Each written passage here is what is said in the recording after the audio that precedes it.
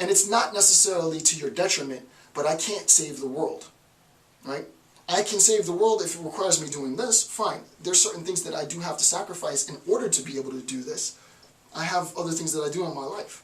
This becomes something that I do for enjoyment. I have to train myself to enjoy this type of activity because this is work for the vast majority of people on the earth. I can't allow myself to view what it is that I'm doing right now in front of this camera to make it real as work. I can't acknowledge the fact that I'm still on campus at 8 p.m. at night. I never tell the time, but you know, I can't acknowledge that I'm here at 8 p.m. at night on a Thursday, well, you know, long after everybody is gone. You can't acknowledge that fact, right? You say to yourself, no, I need to think that the purpose of what I'm doing isn't informed by anything other than my personal will, right? My personal realization that for me, personally, my elevation in life and throughout life is best exemplified in this act. And I came to that realization in 2004 maybe? And then I'm just going to ride that until I no longer get what I need out of this, right? So it's far more complicated than the act being sort of generically moral or generically immoral. It's far more complicated than that, right? That's very sort of you know, traditional, very boring in general. For Nietzsche, it's a conflation and a recognition in a most beautiful sense of, I wouldn't go as far as saying like embracing a Kierkegaardian leap of faith, right, in any sense, or a contradiction, but Kierkegaard does have one thing right. It is that contradiction. Recognition that the two halves are part of the same whole. It is really like a yin and a yang balance, right? You can't really talk about truth without falsity. You can't really talk about morality without immorality.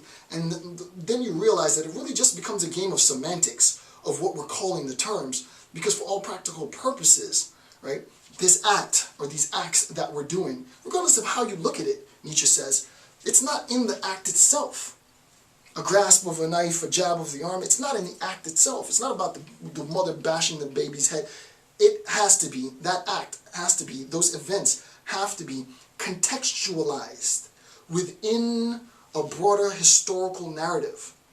And it is at that point that you can sit back and make your evaluation. He's not saying making the evaluation is a bad thing. He's not saying that you shouldn't make an evaluation.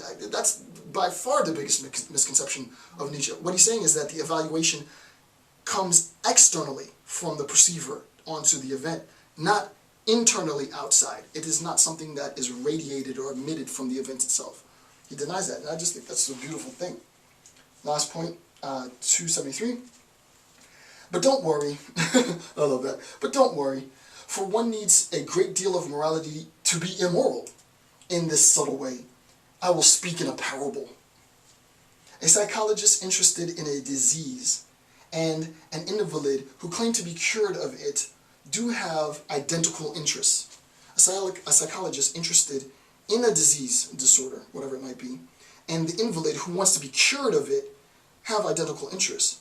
Let us suppose the disease is morality. I love this, right? Let us suppose that the disease is morality. And I'm the physician, and I'm going to cure you of your ailment, morality. For it is a disease, and that we Europeans are the invalids. What subtle torment and difficulties would arise if we, Europeans, were at the same time inquisitive spectators and psychologists, if we recognized, right? If we immediately recognize that there I am. Put the mirror back in front of your face. See yourself for who you are. Your own personal destructor.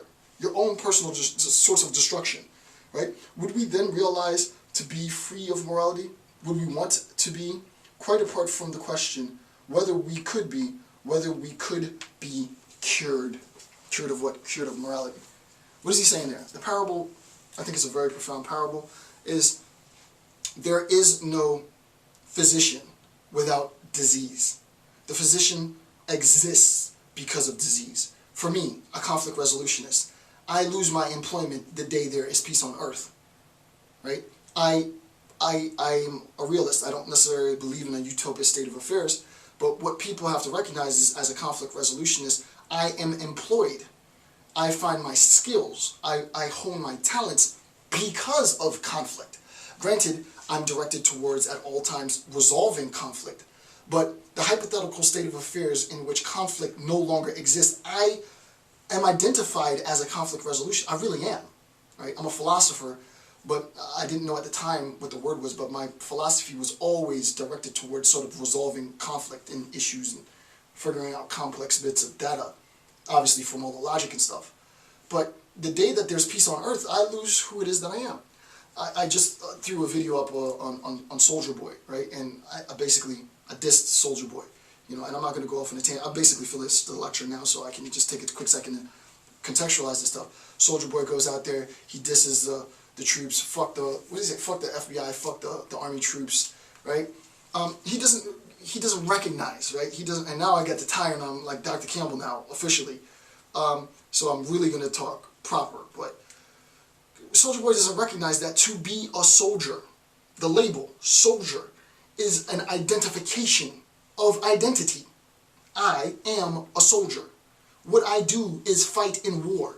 There is a huge segment of populations from the beginning of time that are identified as soldiers.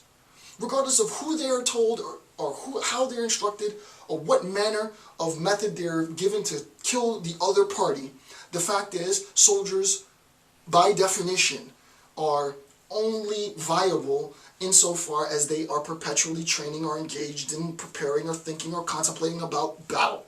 Honing skills for killing, honing skills for battle. That's what they do.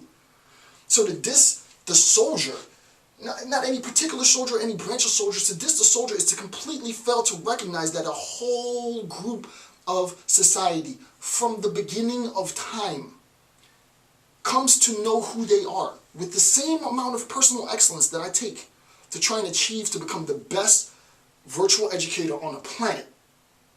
And it's not a label I'm looking like Jada Kiss says. My son can't eat those plaques, so I don't need accolades. I'd rather just do my work. But the same dedication that I put into really trying to make this medium viable and to demonstrate to people that this is a legitimate way of learning is the same way that a soldier wants to be the best sniper on the field, right? I want to be the best sniper. I'm going to hone my skills. I want to be the best hand-to-hand combat.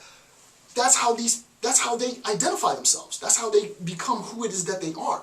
And there is a step, and there are series of advancements, both physical and psychological and intellectual, that they, soldier, and the class of soldiers, have to undergo to arrive at a state of their own personal excellence. So to diss the soldiers is to diss a group of people that have, since the beginning of time, been directed to do a task. And for me, it's the most profoundly stupid. It's the most profoundly stupid thing to do, because just like I'm looking to be an excellent academic, they're looking to be excellent in what they are. And of course, the moron comes in and says, "Oh, well, what about the psychopath who's trying to be the best psychopath that he or she can be?" Well, if that's who he or she really is, well, they need to be the best psychopath that they can be. But guess what? There is an antithetical role, right? What is it called? The forensic psychologist, right? So the best psychopath will require the best forensic psychologist, and on and on and on and on, right? So, yeah, don't get me started. Again, I don't want to get too far off topic, but really and truly, two things. Society is based in the individual, but there are two conceptions in which the condition for the social inheres within the individual. In the traditional sense, wherein the individual looks outward and elevates the concerns of the others over and above his or her own concerns, which is what we've lived in since the beginning of time. And then the state of affairs that I would love to see us get to, where society inheres within the individual, but it is a collection of individuals thinking about themselves individually, attaining personal excellence in all their different fields: academia, soldiering, sweeping the streets, juggling, working at the grocery store, to be the best that you can be in where station and position that you are, and to see what society would look like in that sense, right? So, you know, Nietzsche's he's the man. He's the man. So anyway, with that, I want to thank you for taking the time to. I want to thank you for taking the time to watch my videos, because I learn just as much from you as you guys learn from me, believe it or not. So with that, thanks for watching the videos. I'm Dr. Jason J. Campbell. Have a good day.